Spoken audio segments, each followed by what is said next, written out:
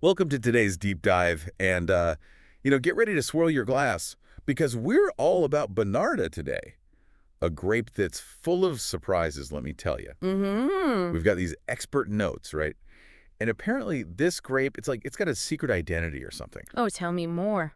Well, you always hear Bonarda, Argentina, right? Hmm. But it turns out its roots are way across the globe, like a completely different continent kind of thing. It's true. This grape has been around the block a time or two. It's actually quite a story. In its homeland of France, they called it Douce Noir. Can you believe that? Douce Yeah, Noir. Douce Noir. That's a mouthful. It is. But then it takes a little trip with some Italian immigrants back in the 1800s. And Yeah. next thing you know, boom, South America. Okay, but there's got to be more to it than that, right? Eh, I mean, grapes are picky. It's not like they just unpack their bags anywhere and say, this'll do. You're hitting on something crucial there. It's all about the terroir. It's the magic formula. Yeah. Think climate, the soil, even the altitude. All these things play a part in shaping how a grape actually tastes. Argentina, it just happened to have the perfect recipe for Bonarda to really strut its stuff. This is why I love deep dives. You get right into these little details that make all the difference. But okay, enough with the teasing. What are we actually talking about here? If I'm picturing a glass of Bonardo, what's tickling my nose, what's hitting my palate? Okay, get ready for a sensory experience. Close your eyes. Imagine this.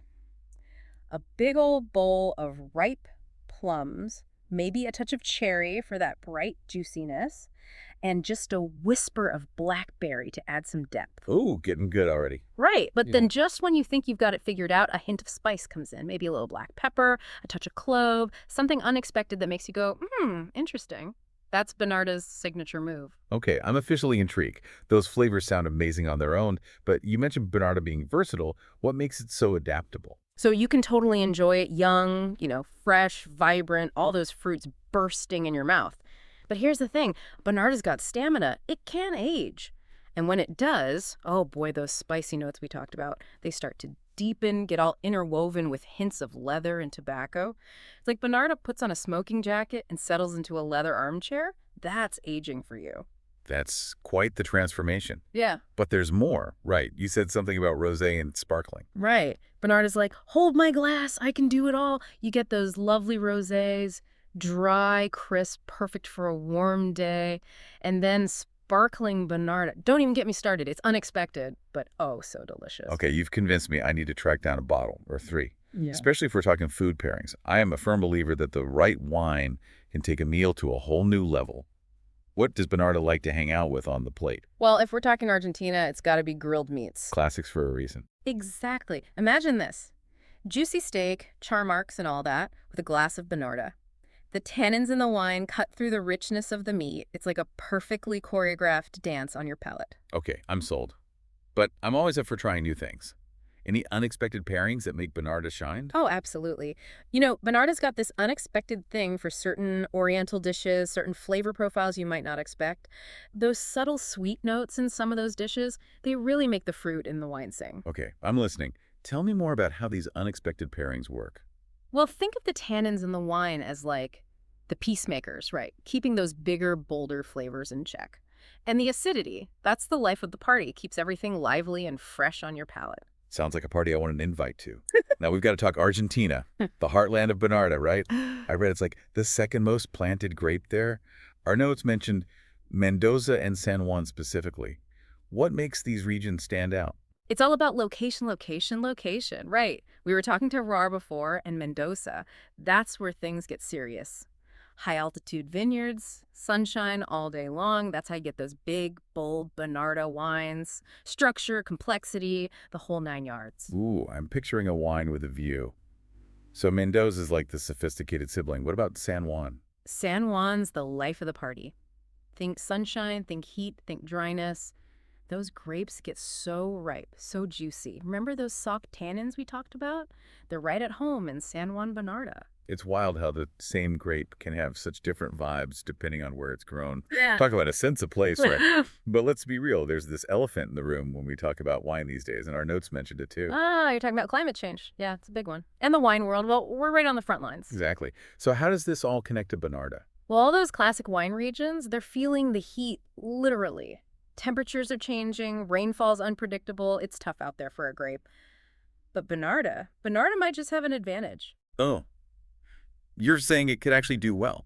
Think about it, this is a grape that can roll with the punches. It left its homeland, thrived in Argentina. Some experts think those same qualities might make it more resilient to warmer temperatures.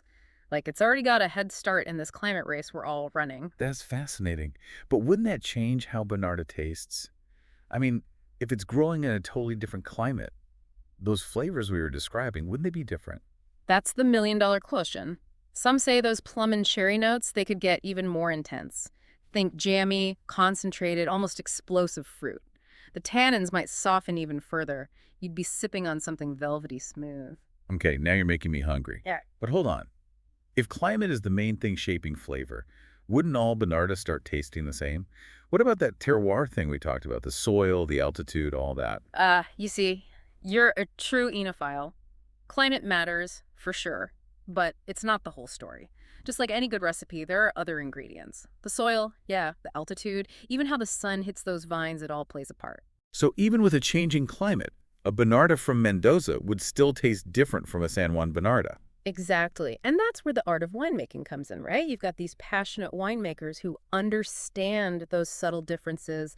They know how to coax out those unique characteristics, even as the climate throws them curveballs. They're like the conductors of an orchestra, bringing all those elements together in a perfect harmony. Okay, I love that. Yeah. But it's not just about taste, right? What about the practical side of things? If the climate's changing, how does that affect how Bonarda is grown? Well, sustainability becomes even more crucial. Water conservation, especially in those drier climates, it's non-negotiable. And, maybe we'll see some really innovative techniques specifically designed for Bonarda. Necessity is the mother of invention, right? So we're talking about Bonarda not just surviving, but really like coming into its own right. It's kind of exciting. Right. It's like, this could be Bonarda's moment. Exactly. But let's get practical. What can our listeners do, like right now, if they want to experience this whole Bonarda thing for themselves? I always say, the best way to learn about wine is to, well, drink it. Always good advice. Find yourself a bottle of Bonarda. Actually, make it a few bottles, right? Try some from different regions. See if you can taste those differences we were talking about. Ooh, yeah, a little taste test. And don't forget those food pairings we were brainstorming. Exactly. Get creative in the kitchen. See what works for you. That's the fun part. It really is. Well, I think we've done it. Another deep dive in the books. Cheers to that. Cheers, and to Bonarda, a grape with a past, and clearly a very bright future. Thanks for listening, everyone. Until next time, happy exploring.